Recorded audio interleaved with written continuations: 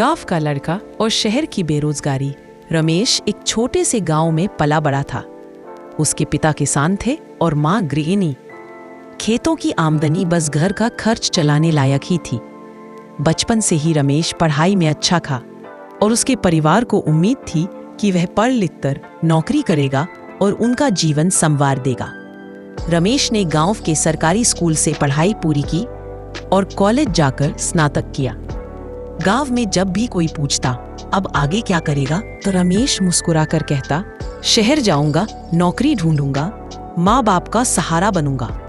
उसके सपनों में शहर की बड़ी इमारतें, दफ्तर और वहां के चमकते जीवन की तस्वीरें थीं।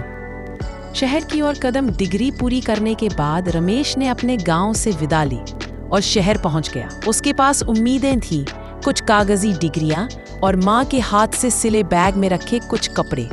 शहर आते ही उसने देखा कि यहाँ की भीड़ गांव की शांति से कितनी अलग है। लोग सब भागते रहते हैं, किसी के पास रुककर बात करने का वक्त नहीं। रमेश ने पहले दिन ही कई दफ्तरों में जाकर आवेदन पत्र भरे, जगह जगह रिज्यूमे जमा किया, पर हर जगह वही जवाब मिला, अनुभव चाहिए। वह सोचने लगा, अगर अनुभव चाहिए तो पहला मौका कौन देगा? कोई तो शुरू करेगा, तभी तो अनुभव मिलेगा। लेकिन यह तर्क उसकी जेब में पड़े रिज्यूमे की गिनती कम नहीं कर पा रहा था। संघर्ष की शुरुआत दिन बीतते गए। रमेश छोटे छोटे इंटरव्यू देता रहा। कभी उसकी डिग्री को कम आंका जाता, कभी उसकी अंग्रेजी अच्छी ना होने की वजह से रिजेक्ट कर दिया जाता। कई बार उसे सीधे कह दिया जाता, हमारे पास अभी जगह खाली नहीं है। धीरे धीरे उसके पास रखी थोड़ी सी बचत भी खत्म होने लगी। किराए का कमरा, रोज का खाना, सब मुश्किल होता जा रहा था। वह सोचने लगा, गांव में भले पैसा कम था, लेकिन 2 वक्त का खाना तो निश्चिंत था। यहाँ तो भूख और चिंता दोनों साथ है। शहर का सच रमेश को यह एहसास होने लगा कि शहर सिर्फ चमक दमक और नौकरी का सपना नहीं है, बल्कि बेरोजगारी की लंबी कतार भी है। लाखों पढ़े लिखे युवा यहाँ नौकरी की तलाश में घूमते रहते हैं।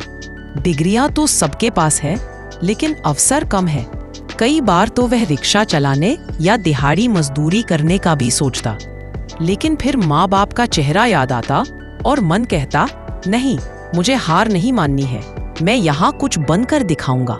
नई राह की तलाश। एक दिन पार्क में बैठे बैठे उसने देखा कि कुछ लोग ऑनलाइन काम कर रहे हैं। लैपटॉप और मोबाइल से उसने उनसे बातें की और पता चला कि आजकल शहर ही नहीं, गांव से भी लोग इंटरनेट से जुड़कर काम कर रहे हैं। Freelancing, tuition, content writing, designing, काम की कमी नहीं है, बस हुनर सीखने की जरूरत है। रमेश ने सोचा, अगर नौकरी नहीं मिल रही तो क्यों न खुद कुछ सीख कर काम शुरू करूं।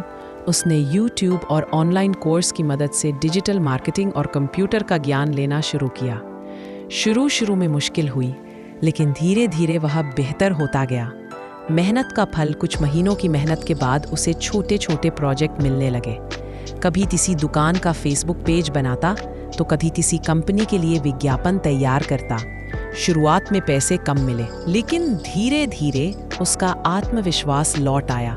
अब वही शहर जो उसे बेरोजगारी और निराशा का एहसास दिलाता था, वही उसकी मेहनत और हिम्मत की वजह से उम्मीद का केंद्र बन गया। गांव के लिए प्रेरणा। रमेश ने न सिर्फ खुद काम शुरू किया, बल्कि अपने गांव के युवाओं को भी ऑनलाइन स्किल सीखने की सलाह दी। उसने गांव में जाकर बच्चों को कंप्यूटर सिखाना शुरू किया। आज उसके गांव के कई लड़के लड़कियां भी मोबाइल और इंटरनेट की मदद से पैसा कमा रहे हैं। निष्कर्ष, रमेश की कहानी यह सिखाती है कि बेरोजगारी सिर्फ एक कठिन दौर है, स्थायी बाधा नहीं। अगर इंसान हार मान ले तो वही मुश्किल उसका अंत बन जाती है, लेकिन अगर वह जूझे और नई राह खोजे तो वही मुश्किल उसे नई दिशा देती है। गांव का एक साधारण लड़का शहर की बेरोजगारी से जूझकर न सिर्फ खुद खड़ा हुआ, बल्कि अपने पूरे गांव को प्रेरणा दी।